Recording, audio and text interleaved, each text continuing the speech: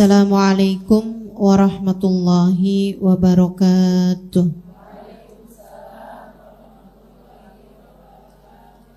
Alhamdulillah. Wassalatu wassalamu ala Rasulillah Muhammad ibn Abdillah wa ala alihi wa sahbihi wa man walah. Subhanaka la ilma lana illa ma 'allamtana innaka antal alimul hakim. Rabbi shrah li sadri wa yassir li amri wahlul 'uqdatan min lisani yafqahu qawli, amma ba'du. Alhamdulillah, masih dalam silsilah Bidadari Bumi. Kita akan membahas pada hari ini tentang Hubabah Umairah. Nama beliau sebenarnya Hubabah Ruqayyah bintil Habib Umar bin Abu Bakar Al-Haddar. Beliau adalah putri dari salah satu ulama, munsibnya Al-Haddar. Munsib itu kayak ketua suku gitu ya, yang dituakan, yang paling dimuliakan dari kabilah Al-Haddar. Itu beliau, ayahandanya beliau adalah munsibnya. Habib Umar bin Abu Bakar Al-Aidarus Al-Haddar, mohon maaf. Jadi ingatnya Al-Idrus, karena suami saya Al-Haddar.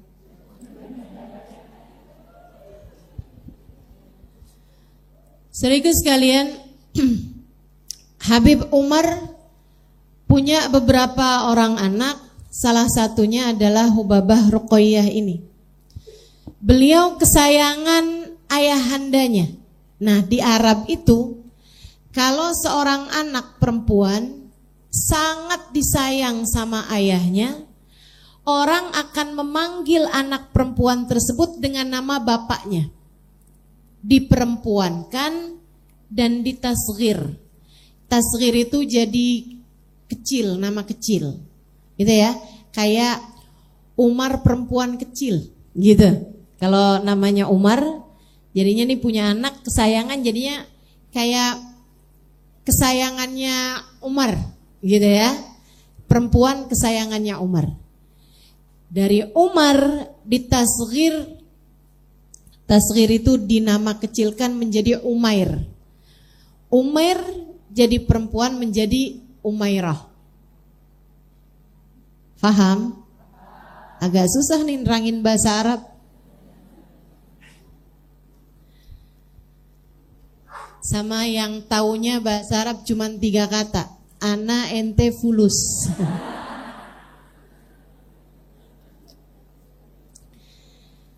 Teman-teman sekalian, jadi namanya tasghir. Kalau misalnya nama bapaknya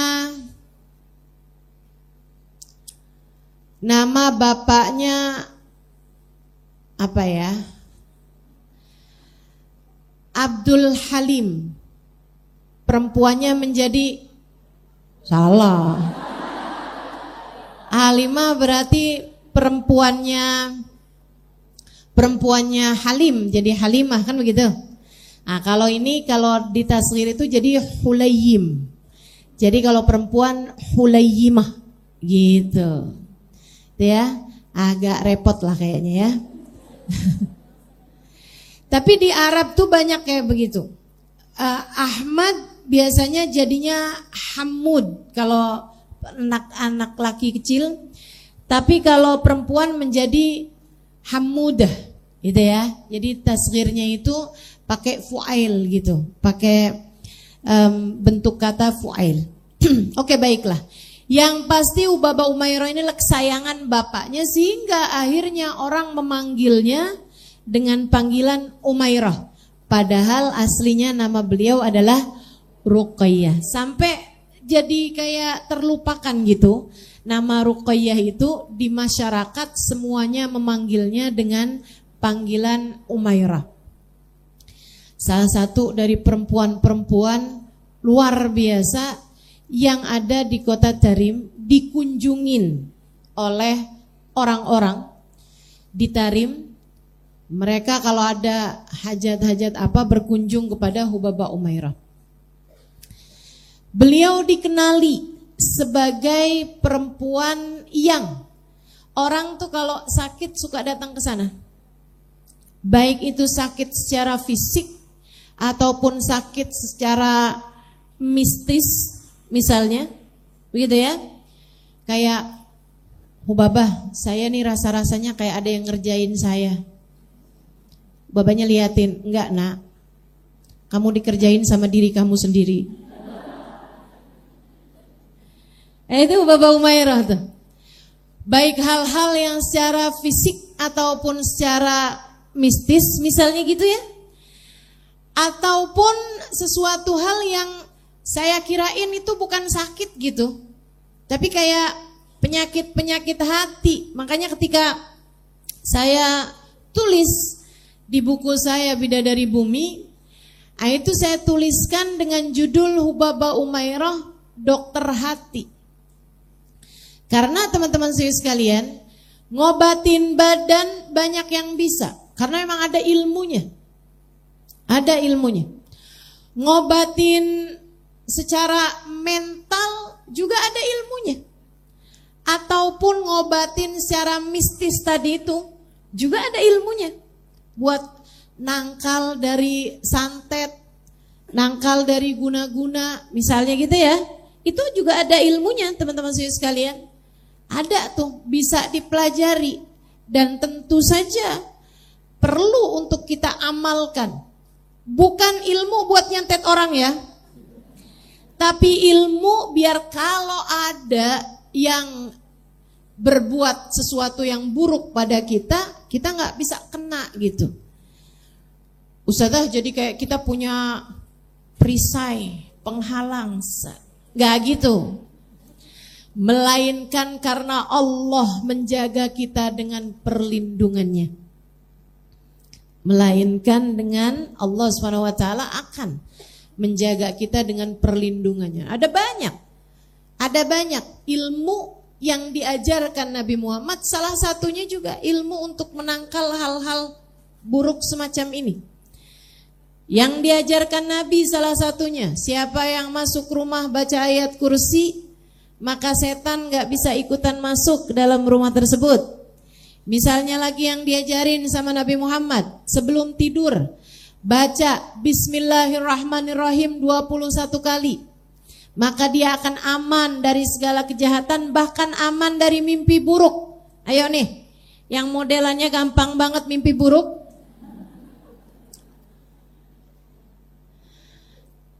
Itu tuh, amalin, baca Bismillahirrahmanirrahim 21 kali. Siapa yang ngajarin? Baginda kita Nabi besar Muhammad sallallahu alaihi wasallam. Nabi juga ngajarin pagi hari malam hari baca surat Al-Mu'awwidzatain selain daripada surat Al-Ikhlas, yaitu Qul huwallahu ahad, Al-Ikhlas sama Al-Mu'awwidzatain, Qul a'udzu birabbil falaq dan Qul a'udzu birabbin nas, Al-Falaq dan An-Nas. Itu semuanya diajarin sama Nabi Muhammad sallallahu alaihi wasallam. Kata Nabi, kalau kamu membaca itu, mengamalkan itu, tiap masuk rumah baca ayat kursi. Kemudian sebelum tidur kamu juga bacaan. Kemudian lagi setiap habis sholat kamu juga baca ayat kursi. Pagi hari, malam hari kamu baca Al-Mu'awwidzatain. Dan seterusnya dari ajaran-ajaran Nabi Muhammad. Ini akan dapat mencegah kita dari segala kejahatan-kejahatan orang. Begitu ya, ada ilmunya teman-teman saya sekalian. Masalahnya yang paling sulit nih sebenarnya, nyari dokter yang bisa ngobatin hati kita. Paling sulit, nyari dokter bisa ngobatin hati kita. Nah ini menurut saya, ketika saya berjumpa sama Hubabah Umairah, beliau adalah paket lengkap. Paket lengkap seorang pengobat. Paket lengkap seorang dokter. Zahir, batin, sir, maknawi, semuanya tuh. Badan iya juga, pikiran iya juga, hati bahkan iya juga. Dan beliau itu, kalau ada orang yang datang kemudian sakitnya secara fisik, yang beliau tahu nih perlu pengobatan medis, beliau akan bilang berobat kamu ke dokter. Gitu. Itu tuh yang benar tuh. Cikgu sekalian. Karena semuanya kan memang ada bagian-bagiannya. Kalau kamu misalnya pergi ke dokter penyakit dalam, kemudian dokter penyakit dalam itu bilang bahwa ini nih nggak ada kaitannya sama penyakit dalam yang saya tanganin, akan tetapi ini masalahnya sama tulang kamu misalnya. Adalah bukan dokter yang baik kalau dia berusaha mengobati padahal bukan bagian dia. Ya kan? Dia hanya akan sarankan silahkan pergi ke dokter tulang. Kan begitu? Itu baru dokter benar. Sebab sepengalaman saya nggak ada dokter bisa ngobatin semua penyakit. Saya malah curiga kalau kemudian semua penyakit bisa diatasi. Lah, dokter macam apa itu? Nggak gitu teman-teman saya sekalian. Semua ada bagian-bagiannya masing-masing. Saya pernah bawa teman saya ini. Semula saya nggak mikir buat bawa ke Baba Umairah, karena dia itu mudah pingsan. Akhirnya, kok kenapa dia pingsan gitu kan? Pingsan. Saya pikir masalahnya apa ini? Darah rendah kah? Ada anak Arab bilang, kayaknya kita perlu deh bawa ke Baba Umairah, barangkali dia itu diganggu sama jin. Saya bilang, saya belum pernah tahu ada jin ganggu terus bikin orang pingsan. Dia bilang, itu mungkin jin di Indonesia, Ustazah. Kalau jin Arab agak beda deh kayaknya. Oh gitu. Ya saya sebagai orang yang gak ngerti kan saya, iya juga ya, kali aja gitu. Emang ada jin Arab bikin orang jadi pingsan? Okay. Setahu saya kalau orang di Indonesia tuh, apalagi kalau gak biasa pingsan terus pingsan, masalahnya satu, belum sarapan.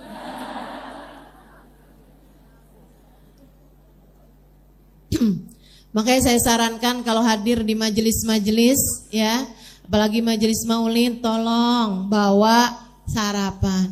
Yang gak harus menu lengkap, tapi seenggaknya tuh ada yang bisa buat kamu ganjel gitu teman-teman. Ya kan? Saya mau minta dijamu sama Allah. Enggak gitu caranya. Gak gitu caranya. Nanti kamu akhirnya sepanjang majelis kamu gak konsentrasi ngeliat-ngeliat sebelah. Lontong lebih tuh. Wah. Janganlah gitu ya. Bismillah. Bawa dah. Bawa roti gitu kan. Yang gampang dibawa aja. Jangan nasi uduk melauk-lauknya. Dibawa dari malam pula. Astagfirullah, astagfirullah. Ayo bismillah. Bismillah. Jadi ini teman-teman sekalian, akhirnya saya bawalah teman saya ini ke Baba Umairah. Baba Umairah. Subhanallah, memang ya ini kayak ada ininya loh. Saya lihatnya kayak punya mesin X-ray. Kayak ada MRI gitu. Tapi MRI-nya canggih banget, nggak pakai orang perlu dideteksi, pakai masuk alat, kayak ada di kepalanya gitu. Hubaba Umairah baru masuk ngelihat dia nih, saya belum ngomong apa-apa. Katanya beliau begini nih, lah mau jin lah. Katanya gitu, enggak nih, enggak ada jin. Lah,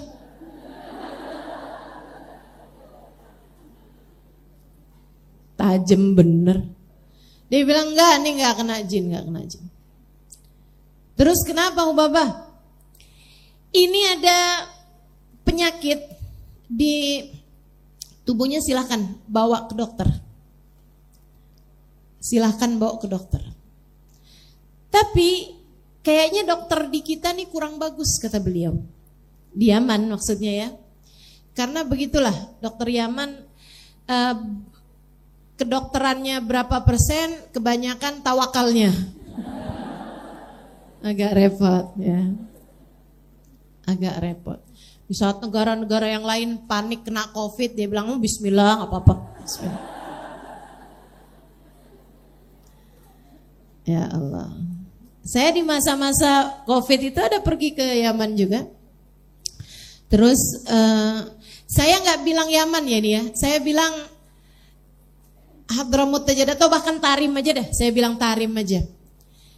Saudara sekalian, kan setiap negara waktu itu harus yang di swab itu. Waktu di Tarim, yang swab itu laki-laki gitu. Terus dia kasih aja tuh inian swabnya, kamu perempuan masukin sendiri dah. Itu disuruh swab sendiri sama dia. Bukan mahram. Insya Allah. Jadi tawakalnya lebih besar ya. Masya Allah. Saudara sekalian, katanya Hubaba Umairah, kayaknya lebih baik kamu bawa pulang biar berobat di negeri kamu. Nah, teman saya nih, dia kayak nggak mau gitu pulang, takut nggak bisa balik lagi. Subhanallah, subhanallah. Kami ketika belajar di Tarim, itu yang kami takutkan adalah pulang ke negeri kami. Takutnya nggak bisa balik lagi gitu. Kenapa gitu? Ya kan biayanya besar, apanya besar gitu kan. Takut kalau pulang orang tua kemudian nahanin, jangan balik lagi, dia jangan balik lagi. Padahal biasanya kami kalau mondok dimanapun, yang paling kami pengenin adalah pulang. Pengen cepet-cepet pulang gitu kan. Pengen kawin aja dah. Anak santri itu. Masya Allah. Ini malah sebaliknya gitu. Kalau disuruh pulang pada nggak mau, subhanallah. Udah disuruh pulang tuh nangis gitu. Kalau di telepon terus nangis, saya udah tahu nih. Waduh, disuruh pulang nih. Saya disuruh pulang sama orang tua saya. Wah, subhanallah ya. Itu mondok tuh kalau syekhnya murabbiyah ruh ya. Kalau syekhnya murabbir ruh, mendidik bukan hanya akal kita tapi ruh kita bisa sebegitu menikmati, sebegitu enjoy dalam belajarnya sampai nggak kepengen buat segera pulang ke negeri kita. Baik teman-teman sekalian, tapi beliau bilang nggak pulang, nanti kamu akan kembali lagi, akan balik lagi, dan ya udah dikerjakanlah gitu. Itu Hubaba Umairah. Subhanallah, orang segala macam sakit apapun datang ke sana. Dan ini memang sesuatu hal yang bagus teman-teman. Daripada kita gak jelas ini sakit yang jenis apa nih. Mendingan kan datang ke orang-orang yang semacam itu untuk kemudian kita diarahkan. Oh kamu perginya ke dokter. Oh kamu amalkan zikiran ini. Oh kamu harus begini, kamu harus begitu. Makanan kamu harus kamu jaga. Kamu harus lebih banyak begini, lebih banyak begitu gitu. Jadi jelas gitu. Daripada kita nggak jelas pergi ke sana, pergi ke sini, ternyata bukan ini, ternyata bukan itu, minum obat ini, minum obat itu, ternyata nggak jelas, begitu kan? Atau ada juga, udah jelas-jelasan sakitnya fisik, maunya perginya ke alternatif. Sakitnya nih sakit fisik, perginya ke alternatif nih jelas nih hasilnya nih. Ada cancer misalnya gitu ya. Saya nggak mau saja. Saya nggak mau ke dokter. Terus kamu maunya apa? saya mau pergi ke ada satu orang Ustazah bisa mindahin penyakit ke ayam.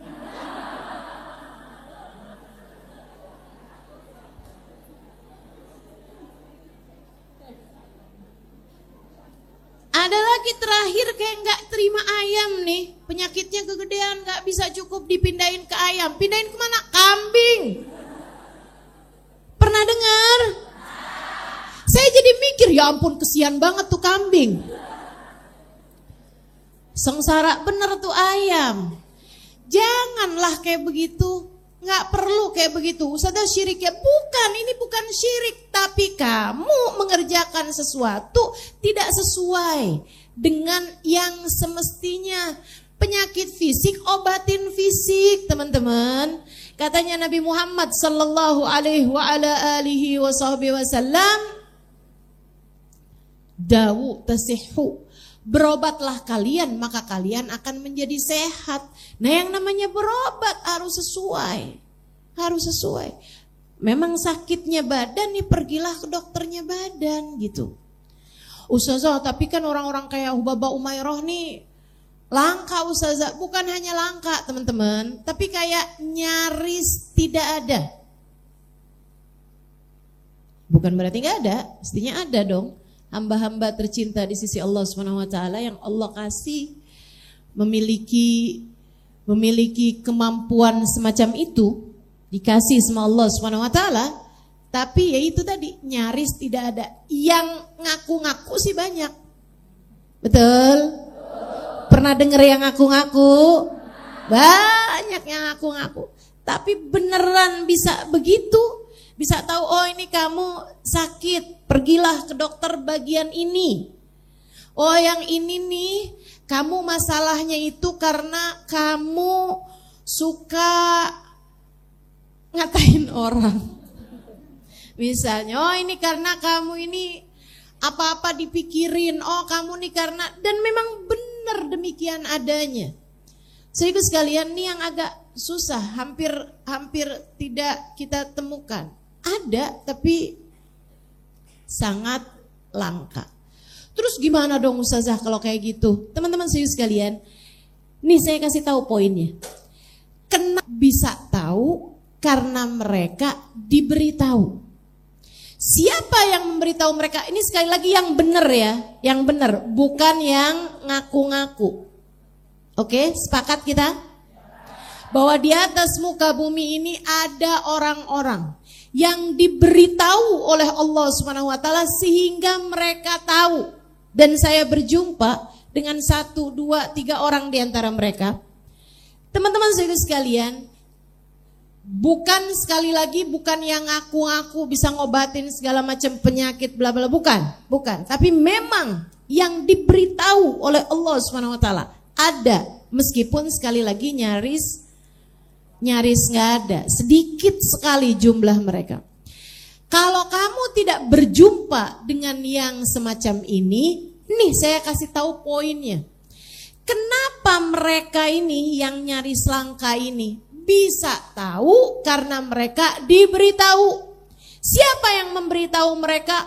Yang mengetahui segala sesuatu namanya Allah. Sehingga kalau kamu bingung saat kamu sakit, apakah berobat yang ini adalah yang terbaik? Kemana saya harus pergi? Bertanyalah kepada Allah. Gimana caranya Ustazah? Beristikharahlah. Tentu untuk sakit-sakit yang memang membingungkan. Tapi kalau kamu, Ustazah saya kok sering sakit kepala ya, gak usah istikharah.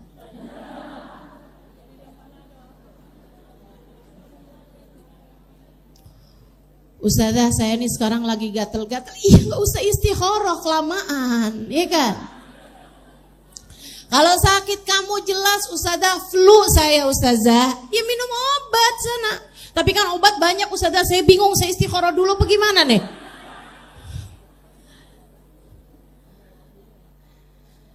Teman-teman sekalian, tapi kalau kamu punya suatu sakit yang gak jelas nih, menaun dan seterusnya, Saya sarankan kamu buat beristikharah. Ustazah kayak gitu enggak? Iya. Saya istikharah tahun lalu ketika Allah kasih saya sakit, mungkin teman-teman masih ingat, ketika saya harus datang ke majelis dengan kursi roda, ketika saya datang ke majelis dengan tongkat ya, kemudian ganti kursi roda. Nah itu pada saat-saat sakit semacam itu, ketika semua dokter mengatakan kamu harus operasi begitu. Tapi suami saya takut kalau kamu operasi. Banyak yang gak berhasil juga Halimah kalau operasi gitu, kata suami saya, ya kan. Nah saat-saat semacam itu saya pun beristikharah. Saya tanya, ya Allah apakah operasi baik untuk saya? Ya Allah apakah hal yang semacam ini baik untuk saya lakukan? Nah saya beristikharah. Kan saya takut juga teroperasi gagal. Karena agak sulit nyari pengganti saya, ya kan?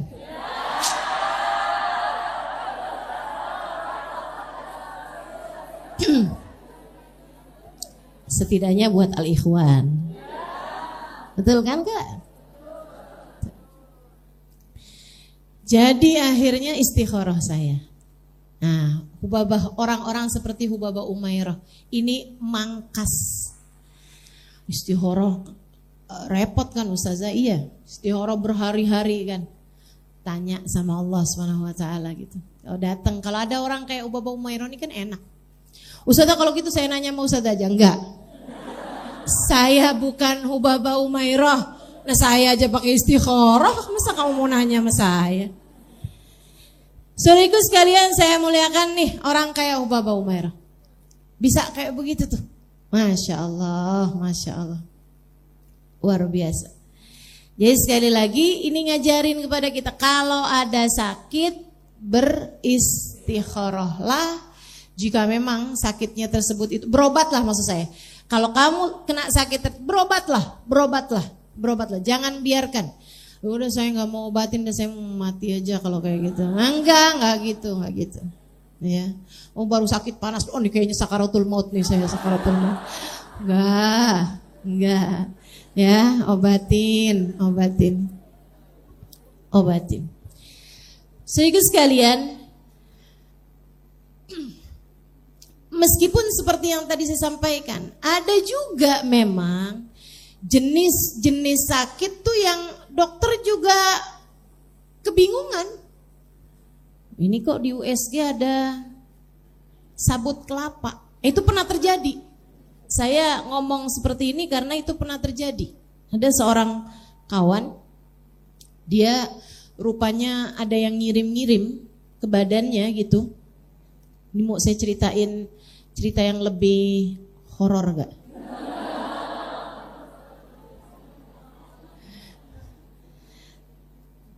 Yang teman saya ini enggak horor lah ya. Teman saya ini cuma cerita bahwa dia itu pergi ke dokter karena pergi ke USG karena perutnya itu mendadak besar. Terus dia sampai nunjukin sama saya tanyain, "Kak, kok perutnya besar, Kak?" Dia bilang, "Ustazah, yang ini udah agak kempesan Ustazah. Sebelumnya Ustazah, saya kayak hamil 11 bulan. Bukan cuma 9 bulan lagi, 11 bulan." Dia tunjukin sama saya foto, dia naruh gelas di perutnya. Jadi perutnya tuh sampai jadi kayak meja. Dari gedenya perutnya teman-teman. Dia bilang, "Itu kenapa Kak bisa perutnya kayak begitu?" "Ustazah, saya bawa MRI, bawa USG, SG. Kan bisa tahu tuh kalau lagi hamil kan gitu. USG. Siang USG dia bilang, "Bu, kenapa bisa ada sabut kelapa di perut ibu?" Ada yang masukin sabut kelapa lah, ntar apa lagi gitu. Ya Allah. Dan teman saya ini cerita, dia bilang, "Ustazah, aneh banget gak sih? Tiap kali saya pergi ke makam Luar Batang, begitu saya masuk ke areanya Luar Batang, perut saya kempes." Saya menyampaikan apa yang disampaikan orang itu ya, sampaikan seseorang yang sangat saya kenal ini ya. Ini cerita dia gitu. Kalau kemudian ada yang bilang, saya nggak percaya sama cerita ustazah. Bukan masalah saya. Itu masalah kamu. Saya juga nggak minta kamu buat percaya. Tapi sebagian orang memang dituruni rahmat oleh Allah sederas itu. Salah satunya adalah sahibul maqam Habib Hussein bin Abu Bakar Al-Aidarus. Teman-teman saudaraku sekalian, sahib maqam Luar Batang. Itu Allah turunkan hujan rahmat ke beliau luar biasa besarnya sampai bisa semacam itu. Kayak sihir yang nyampe kepada dia ini nggak nyampe ke tempat beliau, teman-teman. Maka kamu kalau memang lagi ada hajat besar atau apa gitu, berziarahlah. Itu salah satu dari yang biasa saya lakukan kalau udah mentok-mentok gitu ya.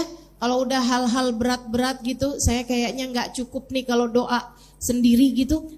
Saya bawa tuh pergi ziarah ke Luar Batang dan subhanallah, subhanallah, subhanallah. Jarib ta'rif, jaribi ta'rifi, katanya pepatah Arab itu ya. Kamu coba, kamu buktikan sendiri. Kamu coba, kamu buktikan sendiri. Saya sudah berulang kali mencobanya. Teman-teman saudaraku sekalian yang saya muliakan, teman saya ini cerita asal masuk ke areanya Maqam Luar Batang. Mungkin ada yang belum tahu Maqam Luar Batang di mana? Di mana, Bu? Di Luar Batang. Ada aja. Apa tadi? Ustazah bilang apa tadi? Ziarah Luar Batang. Oh penting nih, saya lagi ada urusan nih. Di mana ya Luar Batang? Hah? Makam Luar Batang tuh di mana? Di Luar Batang. Di sana itu ya. Di daerah Jakarta apa tuh? Utara. Jakarta Utara. Sehingga sekalian, dia bilang asal masuk area Makam Luar Batang tuh Ustazah, perut saya ngempes. Perut saya kempes. Jadi begitu saya masuk ke ziarah Makam Luar Batang itu Ustazah, di area beliau itu, udah tuh saya ziarah enak, nggak ada, semua sakit saya hilang. Dia bilang nanti tuh Ustazah, begitu saya keluar dari sana, sampai saya masuk lagi ke mobil, balik lagi Ustazah, perut saya itu. Subhanallah. Itu makam nggak bisa dimasuki oleh sihir manapun, teman-teman sekalian. Jadi kalau kamu ngerasa nih kayaknya sakit-sakit saya ini kena nih, cobain aja. Ustazah di Luar Batang saya masih pusing, ya kamu tahu berarti nggak ada yang mau ngerjain kamu. Itu sakitnya asli. Ya, baik, ikut sekalian yang saya muliakan, yang saya mau kasih tahu sama kamu ini sesuatu hal yang sangat horor. Tapi saya mau bahas Subaba Umairah.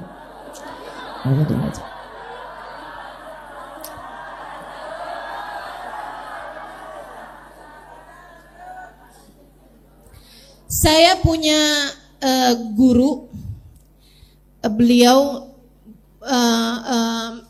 waktu saya lagi mondok di Darul Lughah wa Da'wah, ya. Saya punya guru. Nah, ini cerita tentang gurunya beliau dari Madura. Madura lumayan terkenal hal-hal semacam itu ya. Kayak kalau nggak seneng sama orang, gue kerjain juga nih, gitu kan? Orang Madura, saya sangat mencintaimu. Ini bukan cerita tentang mayoritas orang Madura, apalagi tentang orang Madura gitu ya, enggak. Tapi ini oknum Madura. Baik, teman-teman sekalian. Jadi ini nih cerita tentang guru saya. Langsung pada serius banget nih. Beliau ini ceritanya ada orang yang ngerjain beliau tapi nggak kena. Itu tadi karena zikirannya, amalannya, baca ratib, haddad, ratib atas yang ada di Khulasa itu ya, itu beliau amalkan. Zikiran-zikiran yang diajarkan Nabi Muhammad sallallahu alaihi wasallam itu kan dikumpulkan oleh para habaib, dikumpulkan oleh para ulama, Imam Nawawi dan seterusnya. Nah, itu kemudian dikumpulkan kitab-kitab atau amalan-amalan tersebut oleh guru kami Sayyidil Habib Umar bin Hafid menjadi sebuah kitab namanya Khulasatul Madad An-Nabawi, yang kalau teman-teman lihat di Instagram saya, kami akan sampaikan itu mengenai fadilah-fadilahnya yang ada di kitab Khulasah. Nanti itu di Istoraya. Karena itu acaranya seharian, memang bentuknya adalah semacam seminar, gitu ya, kayak pesantren kilat, daurah, ya, daurah tuh maksudnya pesantren kilat. Baik, saudaraku sekalian saya muliakan. Nah, ini beliau ini gurunya guru saya ini mengamalkan apa yang ada di kitab tersebut, sehingga ada sihir-sihir apa itu nggak mempan. Satu waktu si dukun paling hebat yang ada di sana itu penasaran sama beliau, akhirnya wawancara, nanya sama beliau yang adalah seorang habaib, salah satu dari habib. Dia bilang, "Bib, ana nih kerjain antum nih tapi nggak bisa kena-kena, padahal saya kerjain siapapun tuh saya selama ini kena aja gitu.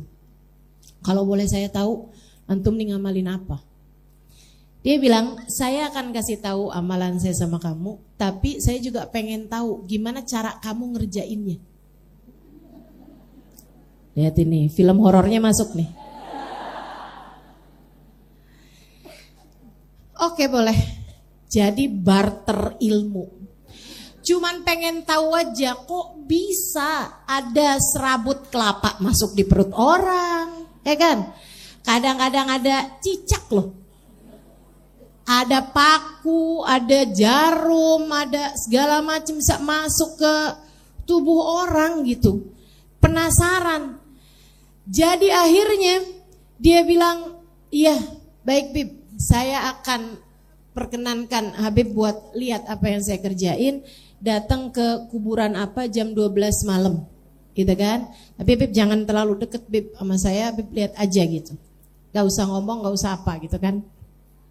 Gak usah baca-baca zikir juga Bib, nanti jadi gitu kan. Baiklah, katanya gitu ya. Penasaran aja nih. Ibu-ibu sekalian, datanglah nih Habib ini pas di jam yang telah ditentukan. Dia lihat, mohon maaf teman-teman, katanya tuh sampai kayak gelap banget kan ya, jam 12 malam nggak ada penerangan apa-apa di situ, dan si dukunnya ini melepas pakaiannya sampai nggak tersisa. Habis itu dia mulai tuh, dia baca-baca, manggil-manggil, iyalah gitu ya, ritualnya jin-jin, setan-setan gitu kali, dipanggil. Jangan tanya sama saya siapa yang dipanggil. Saya hanya diceritakan oleh guru saya ini ya, tentang guru beliau. Ketika pembahasan mengenai surat Al-Ikhlas dan Al-Mu'awwidhatain, beliau cerita ini, bahwa itu memang benar adanya gitu. Sihir-sihir semacam ini tuh memang ada juga gitu. Allah bahkan menceritakannya di surat Al-Baqarah itu ya, mengenai ilmu sihir ini. Saudaraku sekalian yang saya muliakan, akhirnya dia bilang, dia pun mulai baca. Depannya tuh ada air, memang dia siapkan, ada air di kayak baskom gitu. Ketika dia mulai baca-bacanya tambah seru nih, dia bilang airnya tuh mulai bergerak. Airnya mulai gerak-gerak, mulai goyang-goyang gitu, terus sampai tambah kenceng goyangnya air tersebut. Gak lama ketika sudah sangat kenceng, dia masukin kemudian foto orang yang mau dikerjain ini. Dia bilang dimasukin foto orang yang dikerjain, kemudian tambah goyang-goyang gitu kan. Mulailah sama dia Oh enggak ding, enggak dimasukin foto. Maaf ya ini ya. Maaf ya. Ingatan saya mulai kabur. Tapi enggak dimasukin foto teman-teman. Itu dari air yang bergoyang tadi itu keluar wajah. Maksudnya kayak kelihatan ada wajah gitu. Ada wajah orang yang mau dikerjain gitu. Sehingga sekalian, enggak lama kemudian wajah tersebut mukanya kayak ngebuka gitu. Dia baca terus nih. Manggilin bukan arwah itu ya, jin. Manggilin kekuatan jahat ini. Kemudian mulutnya itu kebuka. Saat itulah dimasukin sama dia gunting, masukin sama dia paku, masukin sama dia apa aja tuh yang dimasukin. Goyang terus tuh, air itu bergejolak sampai kelihatan wajah yang ada di situ tuh kayak kesakitan luar biasa. Habis itu kemudian kelihatan kayak mulai lemes, mulai enggak kesakitan lagi, airnya kemudian diem. Saat airnya diem, ia berubah menjadi warna darah. Habis selesai dia bilang, udah selesai, saya ngerjainnya. Udah mati orangnya teman-teman. Meskipun semua ajal datang dengan kehendak Allah. Bahkan kalau ada orang yang mati dikerjain kayak begini nih, dan dia adalah orang Islam, matinya bawa iman, dia mati sebagai peraih syahid dalam jalan Allah. Begitu. Kamu jangan terus jadi ketakutan. Enggak ada yang mau ngerjain kamu, tenang. Ustazah nggak tahu aja. Ya udah saya ajarin tadi kan, masuk rumah baca ayat kursi. Tiap habis sholat baca ayat kursi. Apalagi itu terus? Bangun tidur. Bukan, sebelum tidur baca Al-Mu'awwidhatain ya, Qul a'udzu birabbil falaq, Qul a'udzu birabbin nas, dan Al-Ikhlas. Juga baca Bismillahirrahmanirrahim sebanyak 21 kali. Semuanya itu pagi sama malam juga, pagi sama sore juga baca Al-Mu'awwidhatain gitu ya. Nah itu semuanya akan menjaga dirimu insyaallah. Gak ada kekuatan jahat apapun yang sampai kepadamu asal diamalkan. Apalagi kalau kamu mengamalkan wirdul latif, mengamalkan bacaan-bacaan yang ada di dalam hulasah, nah itu insyaallah aman semuanya, gak akan terkena hal-hal yang semacam itu. Ini Hubabah Umairah nih. Jadi orang kalau ada yang kena macem-macem yang kayak gitu-gitu tuh datang Hubabah Umairah diselesaikan tuh. Sehingga sekalian, termasuk yang saya gak kira bahwa itu adalah penyakit. Nih, kamu harus tahu juga nih. Oh ya, yang tadi itu ya, penyakit-penyakit yang dikirimkan oleh hal-hal jahat kayak tadi itu. Wa min syarri hasidin idza hasad, kata Allah Subhanahu wa taala dalam Al-Qur'an. Qul a'udzu birabbil falaq min syarri ma khalaq wa min syarri ghasikin idza waqab wa min syarrin naffatsati fil uqad wa min syarri hasidin idza hasad. Itu surat secara khusus Allah Subhanahu wa taala persembahkan, karuniakan, hadiahkan untuk kita, menghindari kita dari semua kekuatan-kekuatan jahat semacam itu. Qul a'udzu birabbil falaq. Katakanlah, aku berlindung kepada yang menciptakan falak, menciptakan langit dan seisinya yang ada di falak sana ini ya, di alam langitnya Allah Subhanahu wa taala. Qul a'udzu birabbil falaq min syarri ma khalaq, atau falak waktu malam ya. Qul a'udzu birabbil falaq min syarri ma khalaq, aku berlindung dari yang menciptakan falak, min syarri ma khalaq, dari kejahatan apa yang telah diciptakan. Semuanya pun juga punyanya Allah.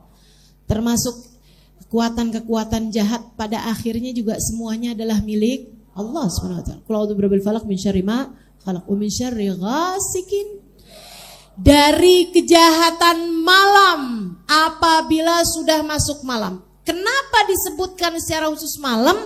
Karena kegiatan-kegiatan semacam itu, acara-acara santet, sihir, guna-guna, apapun itu bentuknya, nggak ada dikerjainnya siang bolong kayak gini, nggak ada. Nggak ada. Itu dikerjakannya di waktu malam. Di waktu malam. Syarri ghasikin idza waqab wa min syarrin naffatsati fil uqad. Dari kejahatan nafasat. Nafasat itu perempuan-perempuan yang suka niup-niup di sihir. Ada tuh ditiup ya, pakainya sistem tiup, teman-teman serius sekalian. Pakai itu ditiup-tiup tuh, dibakar, diapain segala macam. Kok perempuan Ustazah? Ya kan nenek sihir.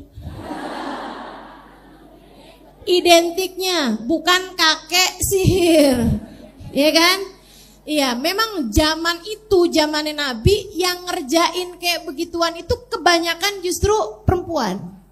Jadi itu secara umum aja, karena memang waktu itu yang ngerjain Nabi Muhammad, Nabi kan pernah kena sihir juga, yang menjadi sebab turunnya surat Al-Mu'awwidhatain tadi ini ya. Qul a'udzu birabbil falaq, qul a'udzu birabbin nas. Itu yang ngerjain Banat Lubaid, anak perempuannya Pak Lubaid. Teman-teman, Mbah Lubaid ini. Ya, itu dia punya anak-anak perempuan-perempuan dan mereka adalah perempuan-perempuan tukang sihir paling terkemuka sejazirah Arab pada masa tersebut.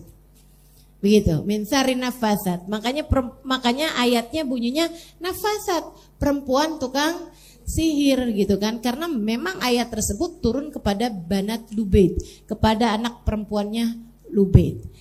Min syarri nafasati fil uqad wa min syarri hasidin idza hasad. Nah, orang sering berbuat kayak begitu tuh dari sifat hasud, dari kejahatan orang yang hasud. Ya, orang yang hasud nih bisa bikin kejahatan-kejahatan yang di luar nalar.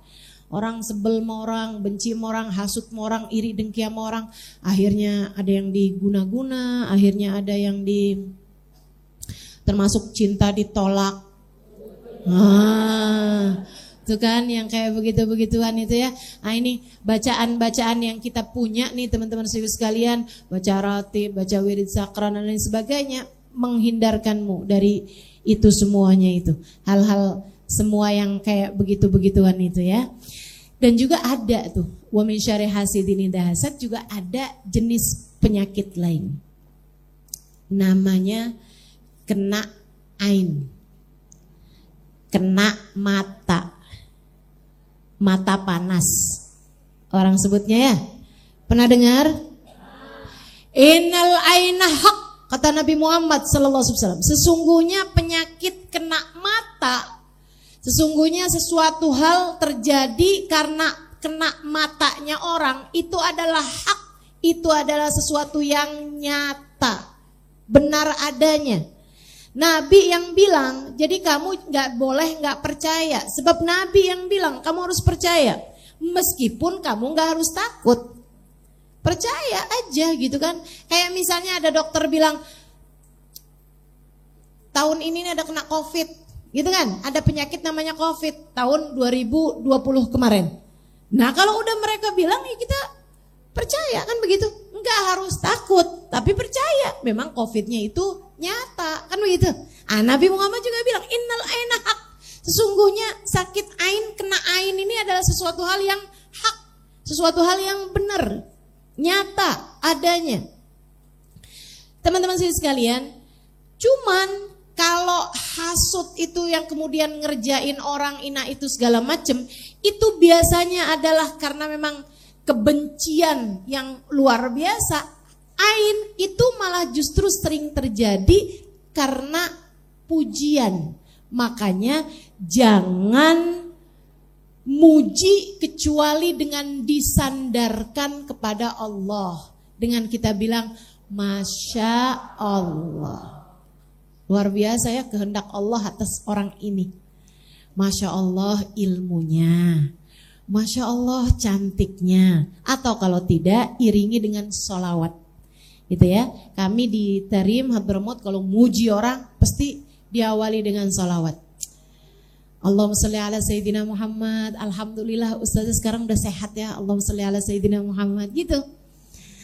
Pinter banget ya orang itu. Allahumma sholli ala Sayyidina Muhammad. Anak itu cantik sekali. Allahumma sholli ala Sayyidina Muhammad. Gitu. Mereka bacain sholawat. Bahkan kalau ada dengar orang muji nggak pakein sholawat, yang lain negur, shollu ala nabi, sholawat, kamu harus baca sholawat, gitu diingetin sama orang-orang lain. Biar pujian kita ini nggak bawa keburukan buat orang yang dipuji, buat orang yang dipuji. Jadi kamu kalau kagum terhadap sesuatu, kamu puji, gitu ya.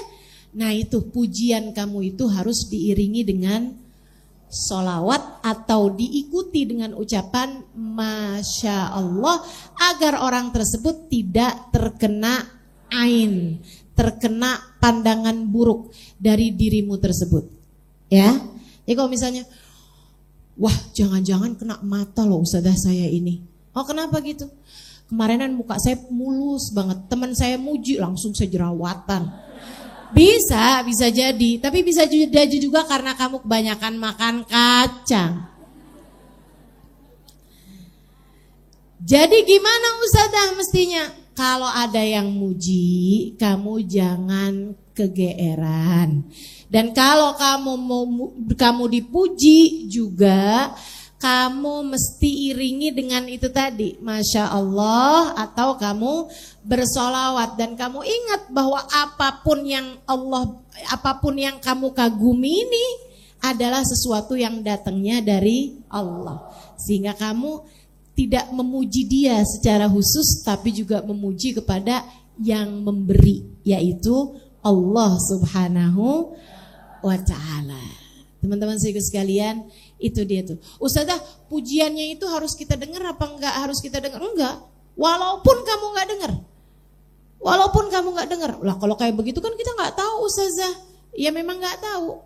Terus gimana Ustazah caranya? Ya minta perlindungan pada Allah Subhanahu wa Ta'ala. Minta perlindungan kepada Allah Subhanahu wa Ta'ala. Insyaallah mudah-mudahan semuanya dijaga Allah Subhanahu wa Ta'ala. Begitu ya, sakit mata. Ada tuh di zaman Nabi kejadian enggak Ustazah? Kejadian. Sayyidina Salman Al-Farisi, teman-teman saya sekalian, beliau yang mengusulkan perang dengan pakai parit. Ngasih parit gitu ya, perang Khandaq. Usulan Salman, mereka kemudian bikin parit. Jadi waktu diserang, orang-orang yang nyerang ini keburu jatuh ke parit-parit sehingga mereka enggak bisa menyerang dan bahkan dengan mudah untuk dikalahkan gitu. Waktu gali parit Salman Al-Farisi ini ada seseorang yang mujinya itu dengan bahasa kayak gini nih. Wih Salman ya, padahal udah tua loh dia. Satu orang, Salman itu waktu awal Nabi Muhammad datang dan dia masuk Islam usianya 60 tahun teman-teman. Jadi waktu Khandaq itu usia beliau sekitar 65 tahun. Tapi kerjanya itu kayak kerjanya 10 orang pemuda dia yang ngerjain gitu. Jadi ini ada satu orang terus dia bilang, wih dia udah setua itu aja kerjaannya kayak kerjaan 100 pemuda. Dia bilang kayak gitu. Wih Salman. Enggak lama Salmannya pingsan. Nabi begitu Salman pingsan, Nabi ini kan seperti yang tadi saya sampaikan, kayak Hubaba Umairah, kayak ada beberapa orang yang memang dikasih sama Allah SWT pengetahuan, tentu saja apalagi baginda kita Nabi besar Muhammad. Nabi begitu lihat Salman pingsan, Nabi Muhammad langsung bilang, innahu asabahu ain fulan bin fulan. Kata Nabi, oh Salman ini kena ainnya, kena matanya fulan bin fulan. Dipanggil langsung sama Nabi Muhammad. Hati kata Nabi Muhammad, mana tuh si fulan bin fulan, panggil. Dipanggil nih si orang tadi itu, kata Nabi Muhammad, kamu ngomong apa tentang Salman? Iya Rasul, saya ngomong tadi, Salman gila banget ya. Salman, satu orang nih padahal dia udah segitu tuanya, kayak kerjaannya 100 pemuda. Kata Nabi Muhammad SAW, kalau gitu berwudulah, kemudian ambillah bekas wudu dia ini, siramkanlah kepada Salman Al-Farisi. Masalahnya kita nggak tahu siapa yang matain kita. Kamu mau ambil bekas wudunya siapa? Iya kan? Dan nih penting buat saya sampaikan padamu yang suka kegeeran, jangan-jangan saya kena mata. Nih saya kasih tahu. Saya kasih tahu. Teman-teman saudariku sekalian saya muliakan, kadang-kadang kamu kena mata bukan dari orang lain, tapi kena mata kamu sendiri. Suka muji diri sendiri sih, sambil ngaca sambil bilang ya ampun. Ada anak manis kayak begini nih. Ih, beruntung banget lakinya. Besokannya kamu kenapa bisa jadi kamu lagi kena mata sama diri kamu sendiri. Ustazah berarti kalau muji diri sendiri pakai sholawatan juga. Jangan muji diri sendiri. Jangan muji diri sendiri. Fala tuzakku anfusakum. Kata Allah Subhanahu wa taala, janganlah kalian suka memuji diri kalian sendiri.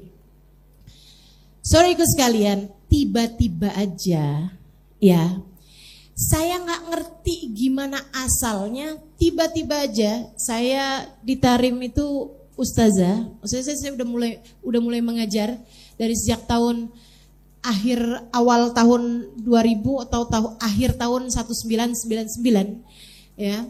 Usia saya 20 tahun kala itu saya udah diminta oleh Hubabah Nur untuk mulai mengajar. Saya pun mulai mengajar fikih terutamanya ya. Jadi kalau saya lagi ngajar fikih, teman-teman gak usah ragu-ragu sama apa yang saya sampaikan. Saya sudah mengajar ilmu fikih ini. Ilmu fikih itu tentang batal gak batalnya sholat dan lain sebagainya ya. Itu saya udah mengajar fikih ini dari sejak tahun 1999. Mungkin banyak ada di antaramu yang belum lahir bahkan tahun itu. Saya udah mulai ngajar tuh teman-teman. Nah, saya tiba-tiba aja dalam tahun-tahun sekitaran tahun 2002 ya atau 2001 gitu, saya nggak ingat pastinya. Yang pasti tiba-tiba aja ada satu anak di kelas saya, tiba-tiba aja saya benci sama dia luar biasa. Kasihan banget kan? Nggak ada sebab loh ini. Kalau ada sebabnya sih masih mending gitu kan, emang nyebelin gitu kan. Kadang-kadang orang nyebelin nih ya saya sebel juga. Tapi ini nih nggak ada sebab-sebabnya gitu. Tidak melakukan hal-hal yang seharusnya bikin saya sebel sama dia. Rajin, pinter, baik, nurut, semuanya deh gitu. Ada sama dia gitu. Tapi tiba-tiba aja, teman-teman saya sekalian, saya tuh sampai astagfirullah. Saya sampai minta dia untuk pindah posisi duduk. Saya duduk depan gitu, saya sampai minta dia untuk duduk di posisi yang saya nggak harus kelihatan dia secara langsung gitu. Ya maksudnya yang agak kebelakangan lah, yang nggak harus saya liatin dia gitu. Tapi kalau depan banget tuh kan setiap kali saya ngelongok gini kan anak muridnya di kelas itu kan nggak banyak, 30 orang misalnya gitu kan. Nah itu kan setiap kali kalau dia duduk paling depan kan begini langsung kelihatan dia gitu. Dan itu saya juga baru ngerti kalau ternyata ucapan yang saya enak lihat muka dia itu ternyata bukan kata-kata basa-basi. Saya baru tahu teman-teman, saya baru tahu ternyata ada loh orang-orang. Maksudnya ternyata bisa saya punya kebencian sama seseorang yang kalau saya kelihatan muka dia, makanan di perut saya langsung naik. Saya beneran enak teman-teman. Saya beneran yang bisa muntah-muntah saya. Jadi saya lagi duduk di kelas nih, lihat muka dia gitu. Dan saya kemudian abisnya saya inian gitu, saya sebentar ya saya akan pamit. Saya pamit keluar benar-benar ke toilet untuk saya muntah makanan saya. Saya nggak tahu bahwa itu adalah sesuatu yang perlu diobati. Saya nggak tahu. Yang itu kan kayak kita senang sama orang, kita sebel sama orang, kayak sesuatu hal yang wajar aja nggak sih? Menurut saya, yang ngelihat itu sebagai sesuatu hal yang nggak wajar malah justru teman saya, teman deket saya, maksudnya di kelas ini. Dia nanya, "Kak, ada masalah apa Kak sama dia?" Sebutin namanya sama dia. "Enggak sih." "Kamu kayaknya sebel gitu Kak sama dia." "Emang iya, sebel saya sama dia." "Kenapa sebel?" "Sebel aja." "Ya kenapa sebel?" "Mukanya itu lo nyebelin." "Enggak Kak, muka dia enggak nyebelin." Terkadang kita bisa suka nggak pakai alasan, terkadang kita juga ternyata bisa benci tanpa alasan. Menurut saya itu sesuatu hal yang wajar gitu. Ternyata buat orang lain nggak gitu. Dia bilang, "Kak, yuk pergi ke Hubaba Umairah." "Kenapa sih, saya nggak sakit kok?" Saya bilang. "Ya ampun Kak, bisa sebel sama orang sampai kayak begitu tuh, sampai muntah-muntah. Itu nggak normal, itu nggak wajar. Apalagi nggak ada sebab, apalagi nggak ada sebabnya gitu. Dia pintar, dia baik, dia nggak pernah mengerjakan sesuatu hal yang menyebalkan gitu. Nah kalau misalnya saya ditarik-tarik gitu kan, sampai kerudungan saya kemana-mana, saya disalamin tangan saya, pisah jari-jarinya.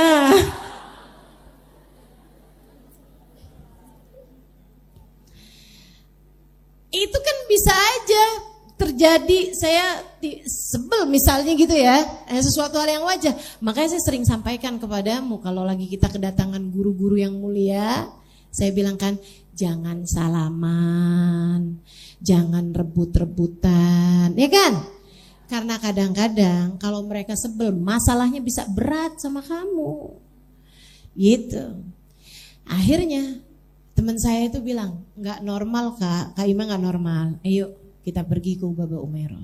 Ada saya pikir-pikirin, dia juga ya, kesian juga sama dia gitu. Kalau saya sebagai gurunya sampai nggak ridho, itu kan kesian dia juga. Bisa jadi saya bukan siapa-siapa, tapi status saya sebagai guru itu yang bisa bermasalah buat dia gitu.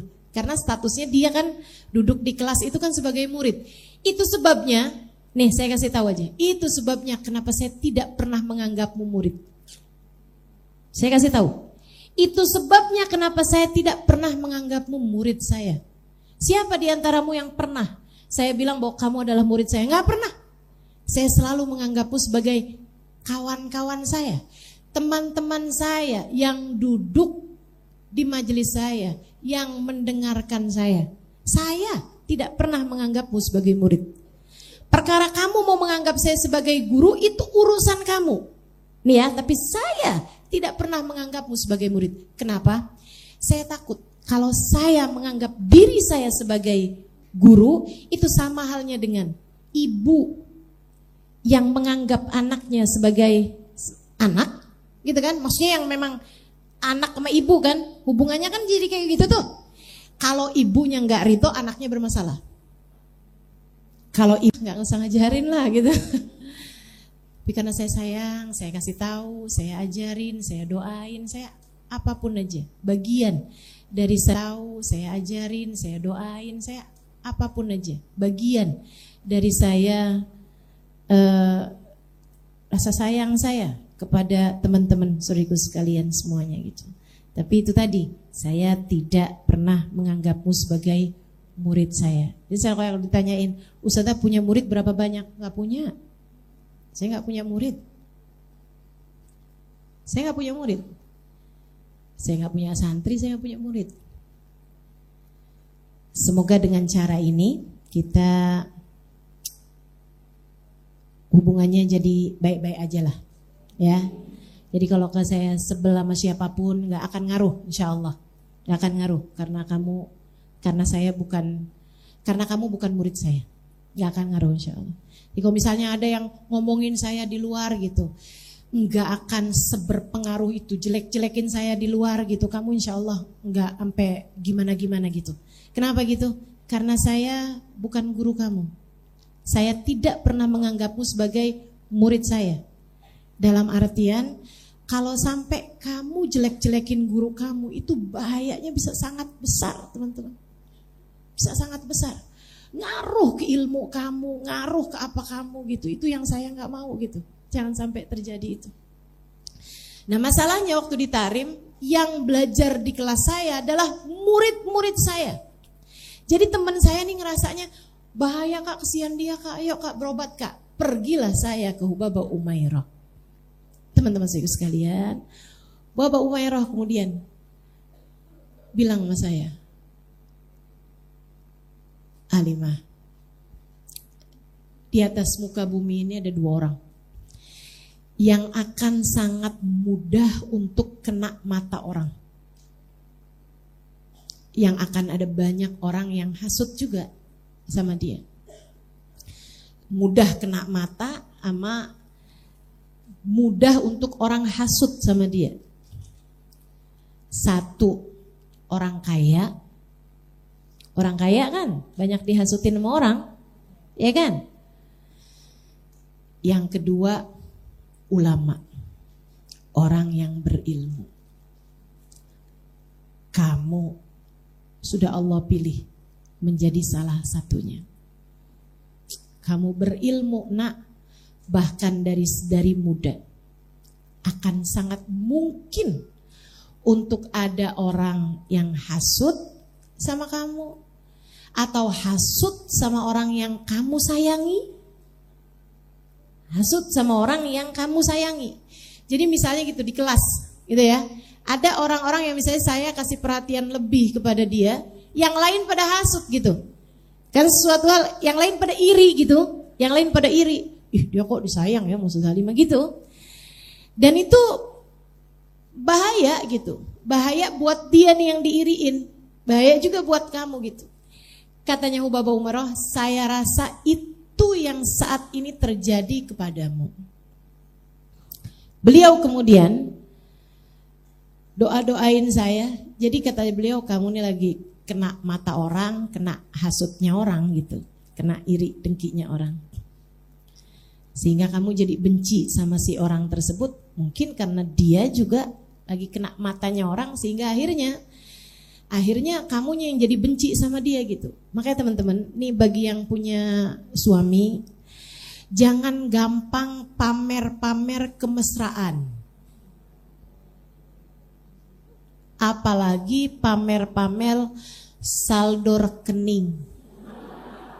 Alhamdulillah sudah ditransfer sama My Hubby.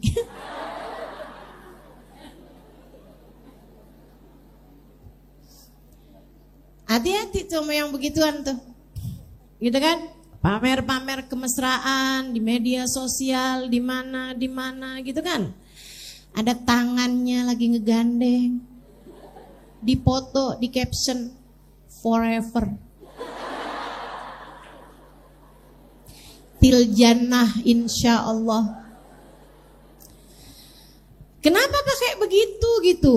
Caramu tuh menikmati. Ustazah itu tahadus bin nikmah, enggak tahadus bin nikmah itu namanya. Tahadus bin nikmah itu mensyukuri kenikmatan yang Allah Subhanahu wa taala berikan, bukan memamerkannya. Bukan memamerkannya. Terus tahadus bin nikmah tuh kayak gimana Ustazah? Kayak yang saya lakukan sekarang. Saya punya ilmu, saya kasih tahu kepadamu. Itu namanya tahadus bin nikmah. Kalau kamu tahadus bin nikmah, ya ibu-ibu nih, dapat uang transferan agak banyakan dari suaminya, kamu kemudian kasih, bagiin kepada orang lain, kamu sedekah, itu namanya tahadus bin nikmah. Orang lain ikut merasakan kenikmatan yang Allah Subhanahu wa taala berikan kepadamu, itu namanya tahadus bin nikmah. Jangan salah-salah. Jangan salah-salah. Ikut merasakan kenikmatan. Ada orang lain yang ikut serta merasakan kenikmatan yang Allah berikan padamu. Seperti yang tadi saya sampaikan, saya diberi kenikmatan ilmu, kamu pun ikut merasakannya. Saya diberi kenikmatan berjumpa dengan perempuan-perempuan soleha, saya pun membagikannya kepadamu. Namanya tahadus bin ni'mah. Kamu lagi dapat uang lebih, kamu berikan kepada orang lain, gitu ya. Bagian dari tahadus bin ni'mah. Bukan orang lain ngelihat kemesraan kamu, ngelihat tahu, nah saldo gua nih, liatin. Nggak gitu caranya. Jelas ya. Teman-teman sekalian, Hububah kasih pesan. Jadi Halimah, kamu kalau sayang, senang sama seorang, nggak usah tunjukin kepada orang lain, takutnya menimbulkan keirian dari orang tersebut. Oh baik Hububah, saya jadi ngerti juga gitu kan. Beliau kemudian doain saya, doain saya buat mencabut rasa tersebut dari diri saya. Terus beliau ada kasih amalan. Nah ini saya mau sampaikan sebagai ijazah. Kalau kayak ginian nih namanya ijazah. Ijazah itu artinya saya diajarkan ya. Kemudian saya mengajarkannya kembali kepadamu secara khusus gitu, secara khusus. Ini namanya perlu ijazah. Jadi kayak obat tuh namanya ada resepnya gitu. Jadi ini boleh bagi siapapun yang dengerin saya secara langsung ataupun baik secara langsung hadir di sini ataupun yang sedang live di Instagram saya ataupun di media sosial saya untuk ambil ijazah ini dari saya ya. Ini saya diijazahkan dari Hubabah Umairah untuk saya gitu kan. Hanya diamalkan di saat kamu merasa sedang dalam hati, suasana hati yang tidak mampu kamu kendalikan. Sekali lagi, ini kan seperti yang tadi saya sampaikan, ini kan resep obat ya. Jadi ada kan obat kan yang diresepin kalau kamu begini, kamu minum ini. Hanya ketika kamu sakit, kamu minum ini kan begitu. Nah ini juga sama nih, ini ijazah saya sampaikan ketika hati kamu sedang berada dalam rasa yang tidak mampu kamu kuasai, kayak nyiksa banget gitu. Bisa jadi rasa macam-macam, entah itu kebencian, entah itu rasa cinta yang kamu nggak mampu kuasai terhadap seseorang yang tidak halal bagimu untuk kamu cintai. Ayo, adik-adik jomblo, ini ya, Ustazah saya tuh udah kepengen banget untuk meninggalkan dia, tapi setiap kali WA dia bilang hai. Hanya karena hai setitik rusak move on sebelanga. Tiap lihat mukanya gak tega Ustazah, gitu kan. Padahal dia udah punya istri. Aduh, bahaya. Ayo nih ya, terhadap rasa apapun. Atau para istri, Ustazah, saya lagi dikuasai cemburu yang sampai bikin saya nggak bisa ngapa-ngapain. Suka ada nih, ya kan? Dia sakit hati cuman karena ngelihat suaminya sisiran. Ustazah saya tahu suami saya selingkuh. Dari mana kamu tahu? Rajin sisiran. Lah? Habis ganti potongan rambut aja itu mah, udah nggak usah segitunya. Sehingga sekalian kadang-kadang memang hati kita kan dikuasai kecemburuan yang gak bisa kita kendalikan. Atau apapun aja, benci. Ada banyak diantara kita. Kalau lagi emosi, ya Allah, lebih galak dari macan. Ya ampun. Ini yang kayak beginian nih, belajar buat kuasai. Salah satunya nih ijazah yang disampaikan oleh Hubabah Umairah. Halimah, lagi dalam masa-masa ini nih nak, coba kamu amalkan ini. Tiap kali habis salam sholat fardu, tiap habis selesai sholat salam fardu, langsung. Jadi begitu habis selesai salam, Assalamualaikum warahmatullahi, Assalamualaikum warahmatullahi. Sekali lagi ini hanya diamalkan ketika kamu sedang punya rasa yang tidak mampu kamu kuasai ya, enggak yang setiap hari kamu amalin gitu. Enggak kayak begitu. Saya mau Ustazah tiap hari emang enggak bisa menguasai hati. Enggak, maksudnya enggak gitu. Kan ada hari-hari yang kamu baik-baik aja. Masa semua hari-hari kamu gak baik-baik aja? Gak mungkin kan? Nah itu kalau lagi pokoknya lagi ada rasa yang nggak bagus itu ya dalam hati kamu nggak mampu kendalikan. Begitu habis selesai salam sholat fardu, assalamualaikum warahmatullah, assalamualaikum warahmatullah. Tanganmu kamu pegangkan, tangan kananmu kamu pegangkan ke dadamu. Kamu baca surat Al-Insyirah 4 kali. Surat Al-Insyirah, surat Al-Insyirah. Nggak gitu. Surat Al-Insyirah sama dengan surat Alam Nashrah Laka Sadrak. Dibaca 4 kali. Ustazah kenapa nggak 3 sih? Lah diajarinnya begitu. Udah ikut aja. Begitu ya? Ikut aja sama yang ngajarin yaitu Hubabah Umairah. Saya terima ini dari Hubabah Umairah. Saya akan sampaikan kepada teman-teman kata-kata ajaznakum, artinya saya memberikan ijazah ini, saya memberikan kayak semacam resep obat ini kepadamu begitu ya. Kamu jawab qabiltul ijazah. Enggak sekarang, belum ya. Kamu jawabnya begitu ya. Jelas? Baiklah. Saya ijazahkan dari Hubabah Umairah bintil Habib Muhammad bintil Habib Umar bin Abu Bakar Al-Haddar, surat Al-Insyirah 4 kali dibaca sesudah sholat fardu ketika hati sedang dalam keadaan sumpek atau berada dalam rasa yang tidak terkendali. Ajaznakum. Fatihah bil qabul wa ta'miqul isu ila hadratillah wa Nabi Muhammad sallallahu alaihi wasallam wa alihi wasallam wa awliya'il kauni ajmain, khususan ila Hubabah Umairah bintul Habib Umar bin Abu Bakar Al-Haddar, anallahu yaghfir lahum wa usuli mafuri min Allah yaghfir lahum yarhamuhum ya'li darajatin fil jannah wa yanfa'una barakatihim wa asrarihim wa anwarihim wa ulumihim wa nafaatihim fid din wa dunya wal akhirah. Al-Fatihah.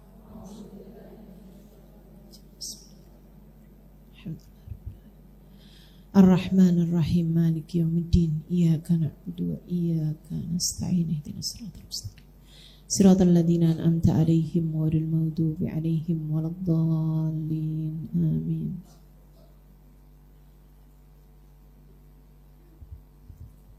Pulanglah saya dari rumahnya Hubabah Umairah.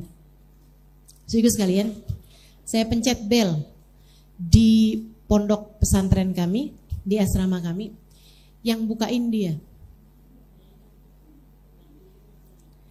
Begitu lihat mukanya, itu rasa yang kemarenan, bahkan beberapa jam yang lalu ada, nggak ada lagi, hilang semuanya. Masya Allah, tuh obat mujarab bener ya, dari Hubabah Umairah tadi itu. Maksudnya udah didoain sama Hubabah Umairah gitu. Udah tuh, dari situ saya belajar itu tadi, ain itu ya, ain. Caranya adalah kamu minta pertolongan, perlindungan kepada Allah Subhanahu wa taala. Makanya di doa surat Yasin itu juga Allahumma inna nastaghfiruka wa nastaudiuka adyanana wa abdanana wa anfusana wa ahlana wa auladana wa maulana kulla syai'in ataitana Allahumma ij'alna wa iyyahum fi kanafik wa amanik wa iyadik min kulli syaitanin marid wa jabbarin anid wa di ainin wadi baghin wa min syarri kulli di syarr innaka ala kulli syai'in qadir. Bagus kamu baca doa tersebut setiap pagi sesudah kamu baca surat Yasin, minta perlindungan kepada Allah Subhanahu wa taala dari kejahatan setan, dari kejahatan orang yang hasud, wadi ain, dan dari kejahatan orang yang bisa memberikan ain kepada kita, mempengaruhi kena ain kepada kita ini ya. Jadi semacam itu. Terutamanya buat yang masih belum punya kekuatan untuk menghindar dari ain, teman-teman sekalian, kamu kalau muji hati-hati. Anak-anak bayi, anak-anak kecil, nah itu ya. Jangan kenain mata buruknya kita gitu. Kalau kita puji anak kecil,